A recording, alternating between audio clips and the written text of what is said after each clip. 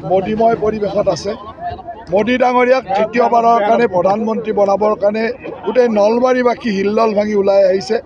আজি গোটেই চহৰৰ মাজেৰে যিটো শোভাযাত্ৰা হ'ল, ইয়ে নিশ্চয়কৈ প্ৰকাশ পাইছে যে নলবাৰীবাসীয়ে মোদী ডাঙৰীয়াক কি ধৰণে ভাল পায় আৰু হিমন্ত বিশ্ব শৰ্মা ডাঙৰীয়াক কি ধৰণে আদৰি লয়। হিমন্ত বিশ্ব শৰ্মা ডাঙৰীয়া আৰু মোদী ডাঙৰীয়াৰ সমৰ্থনত আজি সকলো ওলাই আহি ফণীভূষণ চৌধুৰীক ভোট দি বিপুল ভোটত জয়ী কৰিবলৈ সংকল্প লৈছে।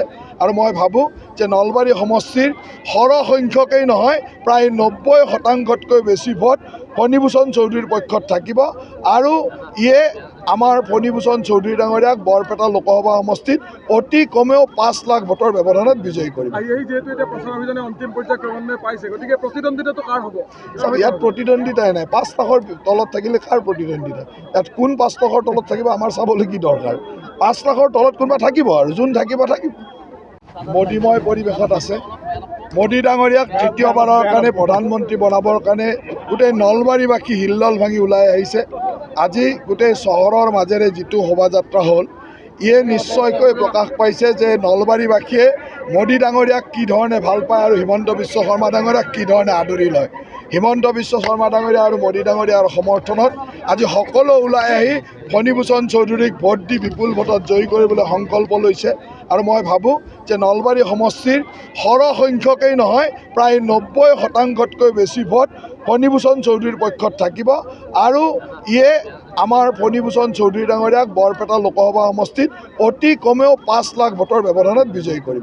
যিহেতু এতিয়া প্ৰচাৰ অভিযানে অন্তিম পৰ্যায়ৰ ক্ৰমান্বয়ে পাইছে, গতিকে প্ৰতিদ্বন্দ্বিতাটো কাৰ হ'ব? ইয়াত প্ৰতিদ্বন্দ্বিতাই নাই। 5 লাখৰ তলত থাকিলে কাৰ প্ৰতিদ্বন্দ্বিতা? ইয়াত কোন 5 লাখৰ তলত থাকিব আমাৰ চাবলৈ কি দৰকাৰ?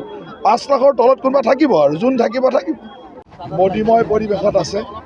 মোদী ডাঙৰীয়াক তৃতীয়বাৰৰ কাৰণে প্ৰধানমন্ত্ৰী বনাবৰ কাৰণে গোটেই নলবাৰীবাসী হিল্লল ভাঙি ওলাই আহিছে।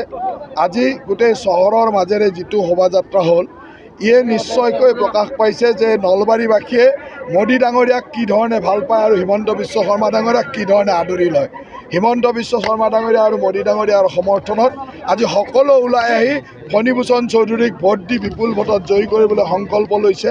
আৰু মই ভাবোঁ যে নলবাৰী সমষ্টিৰ সৰহসংখ্যকেই নহয়, প্ৰায় 90%তকৈ বেছি ভোট ফণীভূষণ চৌধুৰীৰ পক্ষত থাকিব। আৰু ইয়ে আমাৰ ফণীভূষণ চৌধুৰী ডাঙৰীয়াক বৰপেটা লোকসভা সমষ্টিত অতি কমেও 5 লাখ ভোটৰ ব্যৱধানত বিজয়ী কৰিব। যিহেতু এতিয়া প্ৰচাৰ অভিযানে অন্তিম পৰ্যায়ৰ ক্ৰমান্বয়ে পাইছে, গতিকে প্ৰতিদ্বন্দ্বিতাটো কাৰ হ'ব? ইয়াত প্ৰতিদ্বন্দ্বিতাই নাই। 5 লাখৰ তলত থাকিলে কাৰ প্ৰতিদ্বন্দ্বিতা? ইয়াত কোন 5 লাখৰ তলত থাকিব আমাৰ চাবলৈ কি দৰকাৰ? 5 লাখৰ তলত কোনোবা থাকিব, আৰু যোন থাকিব থাকিব। মোদীময় পৰিৱেশত আছে। মোদী ডাঙৰীয়াক তৃতীয়বাৰৰ কাৰণে প্ৰধানমন্ত্ৰী বনাবৰ কাৰণে গোটেই নলবাৰীবাসী হিল্লল ভাঙি ওলাই আহিছে।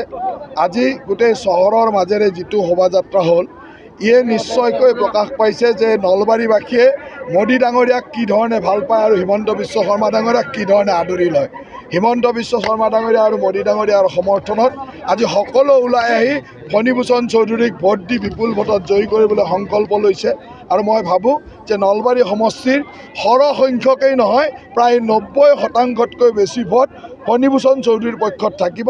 আৰু ইয়ে আমাৰ ফণীভূষণ চৌধুৰী ডাঙৰীয়াক বৰপেটা লোকসভা সমষ্টিত অতি কমেও 5 লাখ ভোটৰ ব্যৱধানত বিজয়ী কৰিব। যিহেতু এতিয়া প্ৰচাৰ অভিযানে অন্তিম পৰ্যায়ৰ ক্ৰমান্বয়ে পাইছে, গতিকে প্ৰতিদ্বন্দ্বিতাটো কাৰ হ'ব? ইয়াত প্ৰতিদ্বন্দ্বিতাই নাই। 5 লাখৰ তলত থাকিলে কাৰ প্ৰতিদ্বন্দ্বিতা? ইয়াত কোন 5 লাখৰ তলত থাকিব আমাৰ চাবলৈ কি দৰকাৰ? 5 লাখৰ তলত কোনোবা থাকিব, আৰু যোন থাকিব থাকিব।